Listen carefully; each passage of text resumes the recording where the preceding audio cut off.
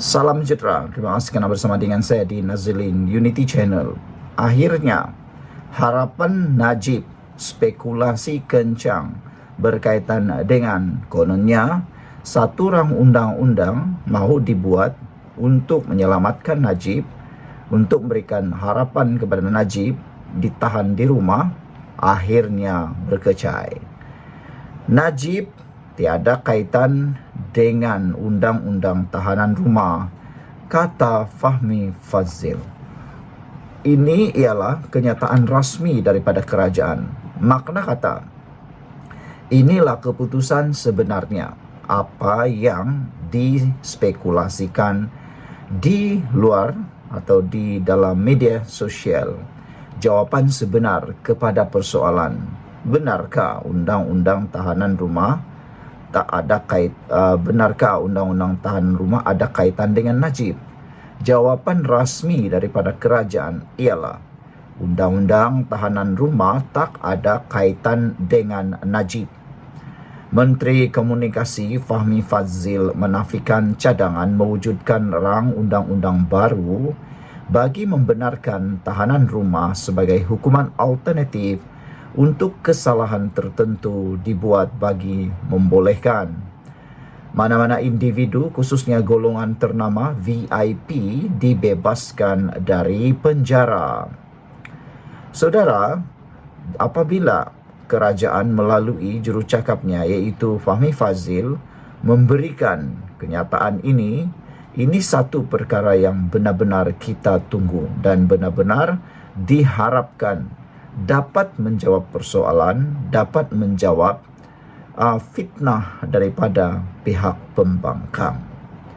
Saudara, menurut Fahmi Fadzil lagi, sebaliknya kerajaan berniat, niat utamanya adalah untuk menukar konsep keadilan menghukum yang diamalkan sebelum ini kepada keadilan pemulihan kepada banduan. Kata Fahmi Fadzil, tidak betul. Ia tidak ada kaitan kepada mana-mana individu. Tapi, bila kita lihat ekosistem itu secara keseluruhan, kita perlu beranjak sesuai dengan zaman, katanya. Banyak negara mengamalkan konsep restorative justice dan kita pun ke arah itu. Dapatan awal, seperti saya sebutkan tadi, banduan-banduan ini lebih boleh diterima masyarakat. Bila mereka habiskan sisa penahanan mereka dalam komuniti, itu akan dapat membantu mengurangkan kos, beban dan tekanan kepada sistem sosial dalam negara kita bila kita dapat kawal kadar melakukan jenayah berulang kali selepas bebas, katanya dalam sidang media mingguan di Putrajaya hari ini. Fahmi berkata demikian mengulas soalan sama ada cadangan undang-undang itu dibuat bagi membebaskan bekas Perdana Menteri Najib Razak dari penjara. Cadangan itu dinyatakan pertama kali dalam teks rasmi ucapan belanjawan 2025 oleh Perdana Menteri Anwar Ibrahim, namun bahagian tersebut tidak dibacakan ketika Anwar membentangkan belanjawan pada hari Jumaat. Pesalah dicadangkan akan dikurung di lokasi yang sesuai seperti kediaman, rumah penjagaan atau asrama pekerja di bawah syarat-syarat tertentu yang diawasi oleh Jabatan Penjara. Sejak itu, Menteri Dalam Negeri Saifuddin Nasution Ismail berkata, terdapat kira-kira 20,000 banduan yang mungkin layak untuk tahanan rumah, iaitu pesalah kali pertama yang tidak melakukan jenayah berat, wanita hamil, warga emas dan kurang upaya. Daripada senarai yang dinyatakan oleh Menteri Dalam Negeri Saifuddin Nasution Ismail, tiada satu pun yang berkait dengan Najib. Najib bukan orang yang tidak melakukan jenayah berat. Jenayah yang dilakukan oleh Najib cukup berat. Bahkan hakim dalam memutuskan keputusan telah pun menyatakan bahawa Najib telah memalukan negara. Najib juga bukan wanita hamil. Najib juga bukan warga emas dan beliau bukan orang kurang upaya. Sekian untuk kali ini. Jangan lupa tinggalkan komen anda untuk isu ini. Kita jumpa lagi. Salam sejahtera. Terima kasih Anda bersama dengan saya di Nazilin Unity Channel. Kemarin kita dikejutkan dengan tindakan Najib Tun Razak membuat kenyataan media yang benar-benar tak sangka sama sekali. Selepas 2 tahun berada di penjara, barulah Najib Tun Razak membuat pengakuan mengejutkan itu. Barulah Najib Tun Razak, bekas Perdana Menteri, memohon pengampunan daripada rakyat jelata. Najib menyatakan bahawa beliau secara ikhlas dan penuh daripada ke dalam hatinya, beliau memohon maaf atas skandal 1MDB. Walau bagaimanapun, Najib tidak membuat pengakuan bersalah ataupun beliau masih tetap Najib masih tetap mempertahankan bahawa beliau bukan orang yang bersalah dalam kes 1MDB. Hari ini, akhirnya yang kita tunggu-tunggu. Apa komen daripada Anwar Ibrahim, Kerajaan Malaysia, berkaitan dengan permohonan maaf Najib Tun Razak? Akhirnya Anwar kata dia terima baik permohonan maaf Najib. Perdana Menteri Anwar Ibrahim menerima baik permohonan maaf daripada Najib Razak berhubung skandal 1MDB. Kata Anwar, terima baik. Katanya ketika ditanya mengenai perkara itu selepas solat Jumaat di Putrajaya. Semalam, Najib dalam satu kenyataan yang dibacakan oleh anaknya, Nizar, di Mahkamah Tinggi Kuala Lumpur memohon maaf kerana skandal 1MDB berlaku semasa pentadbirannya, tetapi mempertahankan bahawa dirinya tidak bersalah. Kata Najib, setiap hari saya berasa amat terluka mengetahui segala kecurangan dalam 1MDB berlaku semasa di bawah pengawasan saya sebagai Perdana Menteri dan Menteri Kewangan. Tiada lain yang dapat saya nyatakan selain memohon maaf secara terbuka kepada seluruh rakyat Malaysia, katanya lagi. Bekas Perdana Menteri itu juga menyebut artikel yang diterbitkan The Edge awal bulan ini yang mendedahkan bagaimana Jolo dan 2 eksekutif Petrol Saudi, Patrick Mahoney dan Tarek Obaid, berpakat untuk menyelewengkan dana 1MDB. Najib yang sedang menjalani hukuman penjara 6 tahun dan terlibat dalam prosiding undang-undang lain berkaitan 1MDB, mendakwa artikel tersebut merumuskan bahawa dia telah ditipu. Rumusan daripada artikel The Edge menyebabkan atau menyatakan Petrol Saudi dan Jolo bersubhat untuk memperdaya saya. Saya tak sedar Petrol Saudi telah mengalihkan dana 1MDB dan saya langsung tidak mengetahui saya telah menerima wang daripada dana yang dihantar oleh 1MDB kepada Petrol Saudi.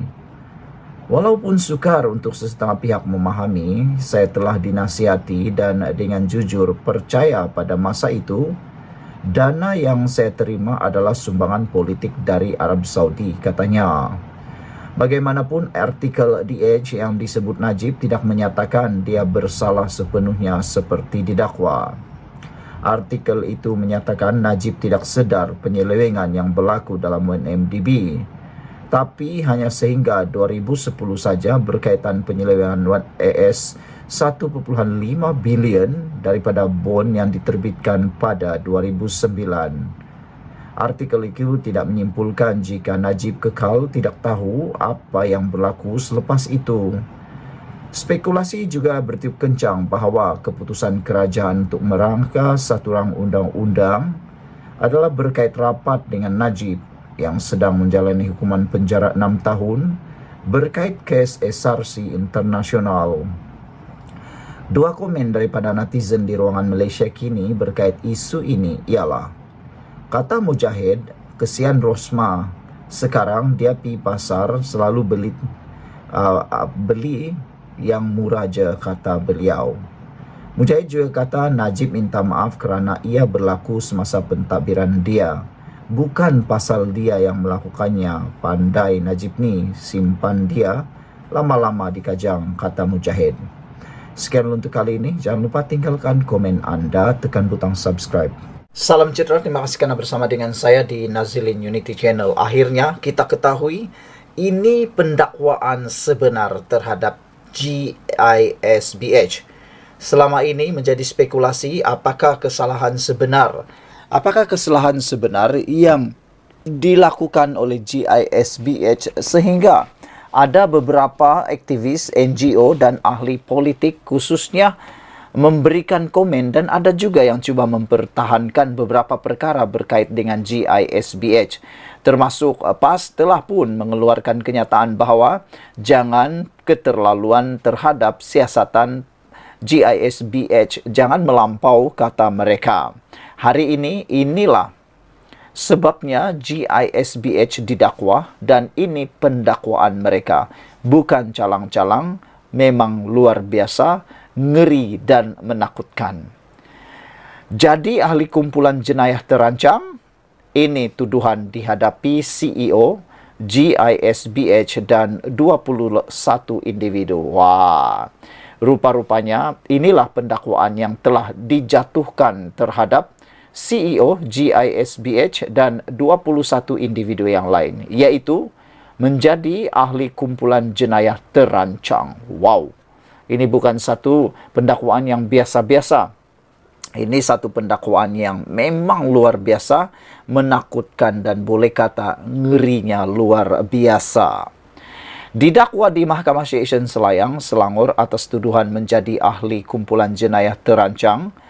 Itu pertuduhan dihadapi Ketua Pegawai Eksekutif Global Ikhwan Services and Businesses Holding GISBH, Datuk Nasiruddin Muhammad Ali bersama 21 yang lain hari ini.